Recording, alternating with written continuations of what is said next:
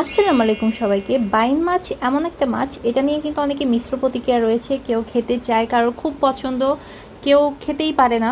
আমি কিন্তু স্পেশালি এটা খেতাম না বিয়ের আগে। তো বিয়ের পরে কিন্তু আমার শাশুড়ি আম্মু এটা এত মজা করে রান্না করে, আমি লিটারেলি খেতে বাধ্য হয়েছি। আপনার সাথে শেয়ার করি যে আমার শাশুড়ি আম্মু কীভাবে রান্না করে এটা। তো ফার্স্ট অফ অল, মাছ যেভাবে লবণ হলুদ দিয়ে মাখিয়ে ভাজতে হয় ওভাবেই কিন্তু ভাজছে অবশ্যই।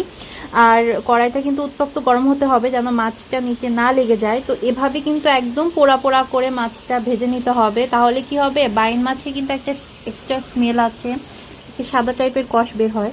আপনারা যারা রান্না করেন জেনে থাকবেন, ওইটা কিন্তু একদম চলে যায়। তারপরে মাছটা না তুলেই তার উপরে কিন্তু এখানে পেঁয়াজ কুচি দিয়ে দিয়েছি। এটাই কিন্তু এই মাছ ভুনার একটা ট্রিক্স। এভাবে মাছ ভুনা করলে আপনারা অবশ্যই ট্রাই করে দেখবেন, বিশেষ করে বাইন মাছ বা শুটকি মাছ এভাবে রান্না করে দেখবেন, অনেক মজা হয় খেতে। তো তারপরে কিন্তু কাঁচামরিচ আর কাঁচামরিচ আর কাঁচা পেঁয়াজ দিয়ে কিন্তু 5 মিনিটের জন্য ভেজে নিয়েছি। একটু সরষের তেল দিয়ে দিয়েছি পরবর্তীতে একটু ফ্লেভারের জন্য। আমরা নর্মালি সরষের তেলই খাই। তো তারপরে কিন্তু এখানে একটু রসুন বাটা, আমরা মাছে বেশি রসুন খাই না, তো রসুন বাটা আপনারা একটু বাড়িয়েও দিতে পারেন। তারপরে গুঁড়া মশলাগুলো দিয়ে দিয়েছে অ্যাজ ইউজুয়াল, যেভাবে শুকনা মরিচ তার গুঁড়া, তারপর হলুদ গুঁড়া, ধনিয়া গুঁড়া আর জিরা বাটাটা ইউজ করি আমরা, তো জিরা গুঁড়াও দিতে পারেন আপনারা। তো একসাথে কিন্তু মাছ মশলা আর পেঁয়াজটা এভাবে কষাইতে হবে। এটাই কিন্তু এই মাছ ভুনার আসল গেম চেঞ্জার।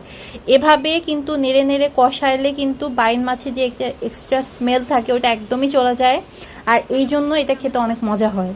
তো বাইন মাছ কিন্তু বিভিন্ন সাইজের হয়ে থাকে, ছোট বড়, তো যেই সাইজই হোক না কেন আপনারা এভাবে রান্না করে দেখবেন, লিটারেলি আপনার এটা ফ্যান হয়ে যাবেন। তারপরে কিন্তু আমরা ফুটন্ত গরম পানি দিয়ে দিয়েছি এর ভিতর। অবশ্যই যে কোনো রান্নায় ফুটন্ত গরম পানিটা দেওয়ার চেষ্টা করবেন, তাহলে কিন্তু রান্নার টেস্ট 100 হয়। আর ঠান্ডা পানি ইউজ করলে কিন্তু রান্নার টেস্ট অনেক কমে যায়। তারপরে একদম স্লোলি কুক করতে হবে, প্রায় 10 থেকে 20 মিনিটের মতো কিন্তু এটা ফুটিয়ে নিয়েছে।